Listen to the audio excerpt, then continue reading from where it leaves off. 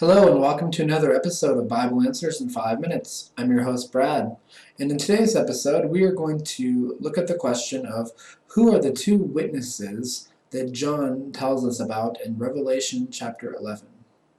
So here we are in Revelation 11, and God speaking says that he will give authority to his two witnesses, that they will prophesy for 1,260 days, which is 3.5 years.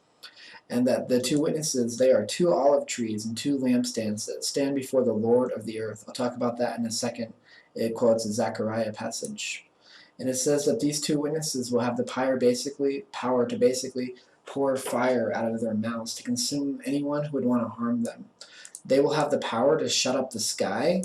They can make it so that it doesn't rain during the time of their prophesying, which again is about 1,260 days or 3.5 years.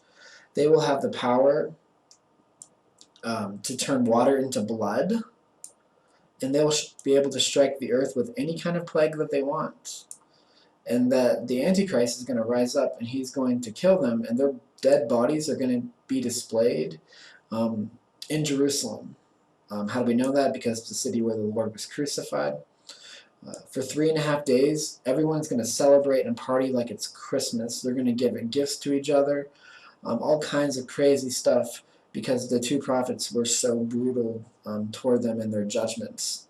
But it says that after 3.5 days that they're going to rise up, that God's going to resurrect them, the breath of life is going to come back into them.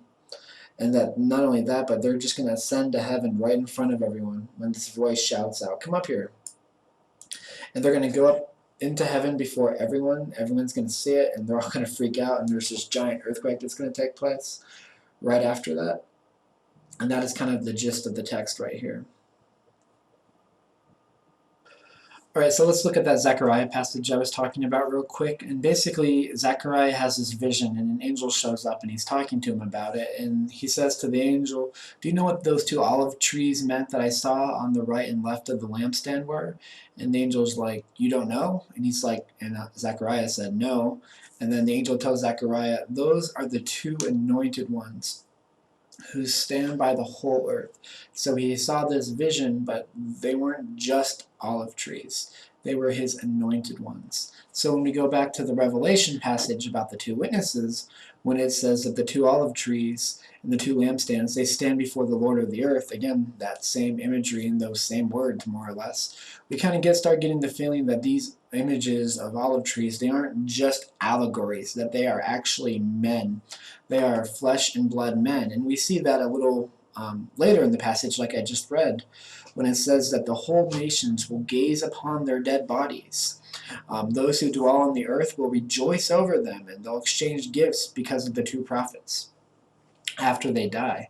So we know that there's more than just allegories and metaphors and ethereal ideas going on here, that we are talking about flesh and blood human beings who are going to be responsible for these judgments that God brings on the earth through these two witnesses.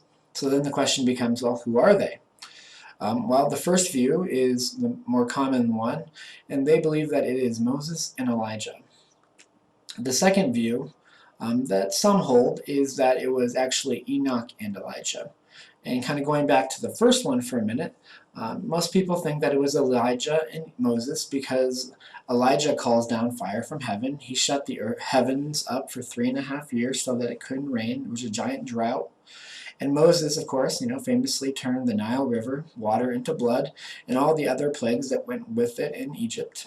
So when we compare Elijah and Moses and what they did in terms of miraculous, and we compare that to what the witnesses do, they're identically the same.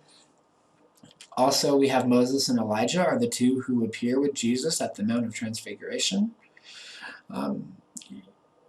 One represents the law, Moses, the other represents the prophets. So and Jesus represents the embodiment of it all as the king. And more than just that, you have Jesus who mentions them by name.